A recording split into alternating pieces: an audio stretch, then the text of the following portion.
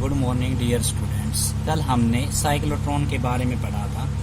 तो साइक्लोट्रॉन एक डिवाइस होती है जो चार्ज पार्टिकल को एक्सेलरेट करवाने के लिए काम आती है।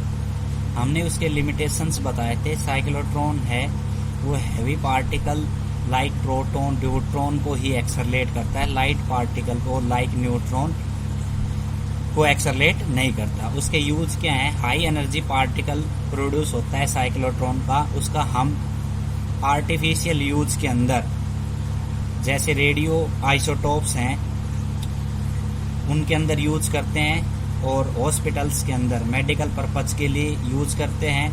क्रोनिक जो डिजीज होती है उसके ट्रीटमेंट के लिए यूज किया जाता है। और एटम बम्स के अंदर, एटॉमिक न्यूक्लियाई के अंदर और बम्बार्डमेंट के अंदर और न्यूक्लियर रिएक्शन की स्टडी करने के लिए चार्ज पार्टिकल का यूज किया जाता है। तो ये सारे यूज हैं।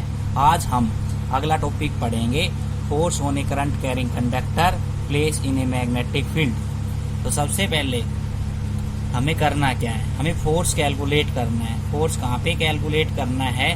किसी भी कंडक्टर के अंदर। वो कंडक्टर मैग्नेटिक फील्ड में रखा हुआ है। तो सबसे पहले हमने एक कंडक्टर सपोज कर लिया, ये कंडक्टर है, इसमें आई करंट बह रही है, ठीक है। एक्स वाई कंडक्टर है और उसमें आई करंट जो है वो बह रही है, और यहाँ पे हमने यूनिफॉर्म मैग्नेटिक फील्ड दिखा दी, ठीक। बी जो स्टेट कंडक्टर के साथ थीटा एंगल के ऊपर है। एल क्या है? लेंथ ऑफ दी कंडक्टर्स, ठीक। ई क्या है? Electron in the conductor. ये सारी चीज हमने सपोज कर ली। अब हम फोर्स कैलकुलेट करना चाहते हैं। तो फोर्स कैसे कैलकुलेट करेंगे? देखो, in a conductor current carry are electrons. किसी भी कंडक्टर के अंदर करंट का लाने का काम कौन करता है? इलेक्ट्रॉन्स करता है। तो वॉल्यूम ऑफ द कंडक्टर, तो वॉल्यूम कितना होगा? लेंथ मल्टीप्लाई में एरिया, वो क्या आएगा? Volume of the conductor. लेकिन n नंबर ऑफ इलेक्ट्रॉन्स हैं, तो टोटल नंबर ऑफ इलेक्ट्रॉन कितने हुए? तो NaL, ठीक है। कितने हुए? NaL। तो टोटल नंबर ऑफ इलेक्ट्रॉन्स का ये क्या आ गया? वॉल्यूम आ गया। तो total volume of n number of electrons, n number of electrons का क्या है? ये वॉल्यूम है। कितना? NaL, ठीक। लोरेंज फोर्स का फॉर्मूला हमने बताया था। जो हम चार्ज पार्टिकल को एक बार इलेक्ट्रिक फील्ड और मैग्नेटिक फील्ड के अंदर रखते हैं तो उन दोनों का सम का फोर्स लोरेंज फोर्स कहलाता है। वो फोर्स क्या होता है? Q इंटू में V इंटू क्रॉस B, ठीक। VD मतलब ड्रिफ्ट वेलोसिटी है इलेक्ट्रॉन्स की। Q की जगह हम E यूज करेंगे। यहाँ पे इलेक्ट्रॉन्स करंट कैरियर्स हैं इसलिए, और इलेक्ट्रॉन्स के ऊपर नेगेटिव चार्ज होता है तो इसलिए -E का यूज हम कर रहे हैं। तो ये हमारा क्या है? Lorentz force. अब हम मान लिया कि F be the force of each electron. F total क्या है? प्रत्येक इलेक्ट्रॉन का फोर्स है ना, सॉरी, F जो है वो एक इलेक्ट्रॉन का फोर्स है। तो टोटल फोर्स सभी इलेक्ट्रॉन्स का कितना हुआ? कैपिटल N इंटू में F, ठीक। और स्मॉल f लोरेंज फोर्स की जो वैल्यू है वो इस F के अंदर रखेंगे तो कितना आएगी वैल्यू? और टोटल नंबर ऑफ इलेक्ट्रॉन्स कितने हैं? वो है NaL। तो कैपिटल N की जगह तो NaL आ गया, फोर्स की जगह क्या आ गया? -E VD cross B, -E VD cross B। ये इक्वेशन थर्ड। हम जानते हैं कि करंट और ड्रिफ्ट वेलोसिटी के बीच के अंदर रिलेशन होती है I बराबर ANEVD।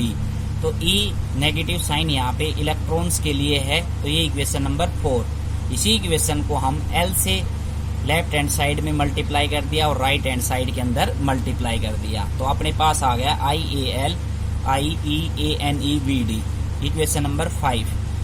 इक्वेशन थर्ड और 5 को हम कंपेयर करेंगे। तो इक्वेशन नंबर जो थर्ड है हमारी वो है टोटल फोर्स, मतलब F बराबर NaL EVD क्रॉस B।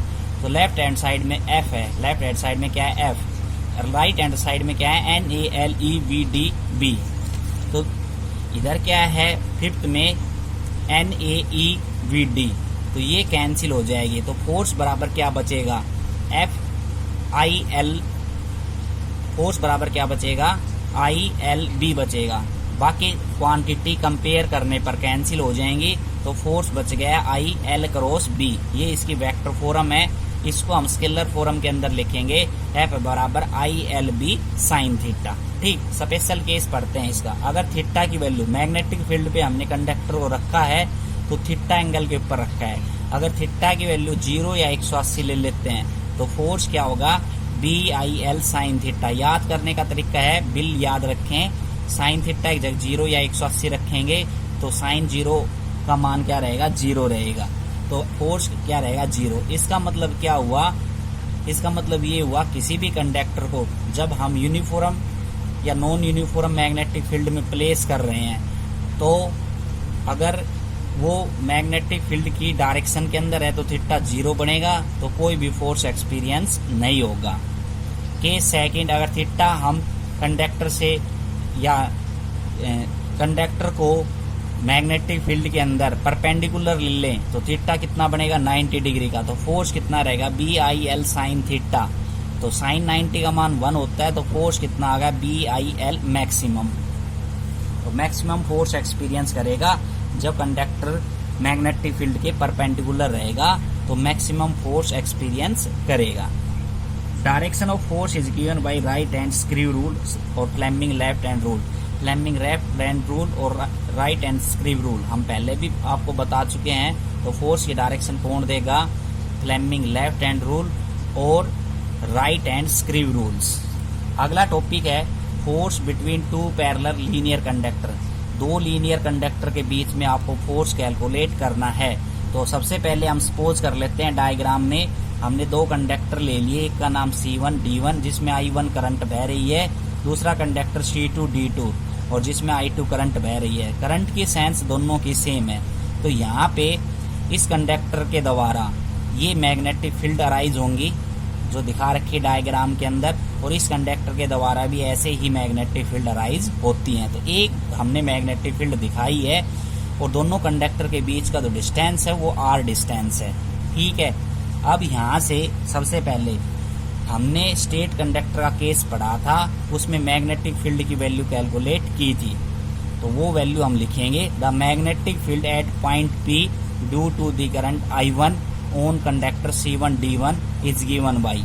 तो C1 D1 के अंदर करंट I1 है, तो यहाँ पे कितनी मैग्नेटिक फील्ड होगी इस कंडक्टर की वजह से, I1 करंट की वजह से और P पॉइंट के ऊपर। तो यहाँ पे हम सपोज कर सकते हैं इसका P पॉइंट ये है और इसका P पॉइंट ये है। ठीक, तो इस कंडक्टर की वजह से मैग्नेटिक फील्ड कितनी होगी, तो वो फॉर्मूला स्टेट कंडक्टर के केस के अंदर पढ़ा था, उसमें मैग्नेटिक फील्ड कैलकुलेट की थी, B बराबर mu naught I upon 2 pi R। तो 2 से मल्टीप्लाई कर दिया, 2 से डिवाइड कर दिया, तो अपने पास वैल्यू आएगी mu naught 2I upon 4 pi R। I यहाँ पे I1 है करंट इस कंडक्टर के अंदर। ठीक है, अब हम फोर्स निकालेंगे, force experience by the conductor C2 D2 due to current I2। तो अभी अभी हमने फोर्स की वैल्यू निकाली BIL। ठीक है, तो BIL ये C2 D2 कंडक्टर की वजह से करंट कितना है I2। तो ये फोर्स एक्सपीरियंस करेगा किसकी वजह से, करंट कैरिंग कंडक्टर है, तो ये क्या करेगा, फोर्स एक्सपीरियंस इस डायरेक्शन के अंदर क्या करेगा, फोर्स एक्सपीरियंस। और ये जो कंडक्टर वो इस डायरेक्शन के अंदर फोर्स एक्सपीरियंस करेगा। दोनों आपस में अपोजिट डायरेक्शन के अंदर फोर्स एक्सपीरियंस करते हैं। तो यहाँ से हमने फोर्स निकाल लिया, फॉर्मूला लगाया, अभी फोर्स कैलकुलेट किया स्टेट कंडक्टर का, वही फॉर्मूला है BIL। यह L यहाँ पे यूनिट लेंथ है, यूनिट लेंथ है इसलिए L की जगह हमने 1 रखा। और B करंट कितना है, C2 D2 कंडक्टर के अंदर I2 करंट है, तो ये वैल्यू I2 ले ली। इक्वेशन नंबर सेकंड, B की वैल्यू इक्वेशन सेकंड के अंदर रखेंगे तो फोर्स कितना आएगा, देखो तो फोर्स आ गया अपने पास mu naught 2I1 I2 upon में 4 पाई R। तो ये अब फोर्स हम कैलकुलेट कर लिया दो पैरेलल स्टेट कंडक्टर के अंदर। अब कंडीशंस क्या है वो पढ़ते हैं। The force experience by the conductor C1 D1 due to the current I1 in unit length is same of force on the conductor C2 D2 but opposite in direction. ये कह रहा है कि जो फोर्स एक्सपीरियंस कर रहा है conductor C1 D1 किसकी वजह से, I1 करंट की वजह से, और यूनिट लेंथ की वजह से वो उतना ही फोर्स एक्सपीरियंस कंडक्टर करेगा C2 D2, लेकिन अपोजिट डायरेक्शन के अंदर करेगा। So these force are attract each other. तो दोनों आपस में क्या करेंगे, अट्रैक्ट। तो यहाँ से मल्टीपल चॉइस क्वेश्चन बनता है, जब करंट की सेंस सेम हो किसी भी पैरेलल स्टेट कंडक्टर के अंदर तो वो आपस में अट्रैक्ट करते हैं, वे फोर्स क्या करते हैं, अट्रैक्ट करते हैं। अगर डायरेक्शन दोनों की करंट की कंडक्टर की C1 D1 की और C2 D2 की अपोजिट हो जाए तो वो फोर्स आपस में क्या करेंगे, रिपेल करेंगे। अब इक्वेशन जो हमारी थर्ड आई है उसमें I1 और I2 की वैल्यू अगर मैं 1 एम्पियर मान लूँ और r डिस्टेंस वो 1 मीटर मान लूँ और μ0 अपॉन में 4 पाई की वैल्यू होती है 10⁻⁻⁷, तो फोर्स कितना आएगा, तो फोर्स आएगा 2 मल्टीप्लाई में 10⁻⁷ न्यूटन। ठीक है, तो इस डेफिनेशन को हम किस प्रकार से डिफाइन करेंगे, तो डिफाइंड 1 एम्पियर करंट, तो यहाँ पे 1 एम्पियर करंट डिफाइन करना है। तो 1 ampere is that much current which when flowing to each two parallel linear conductor. 1 ampere current इतना करंट होगा जब किसी भी कंडक्टर, दो पैरेलल कंडक्टर के अंदर linearly free space at a distance of 1 metre, तो उनके बीच के अंदर कितना स्पेस होगा, 1 मीटर स्पेस होगा, from each other will attract और रिपेल। तो वो आपस में जब 1 मीटर डिस्टेंस के अंदर 1 एम्पियर करंट फ्लो हो रहा है तो वो कितना फोर्स आपस के अंदर अट्रैक्ट करेंगे, रिपेल करेंगे, इतने फोर्स के साथ 2 × 10⁻⁷ न्यूटन के साथ। तो यहाँ पे 1 एम्पियर डिफाइंड किया है। तो आज के लिए इतना ही, कल आगे पढ़ेंगे। Thank you.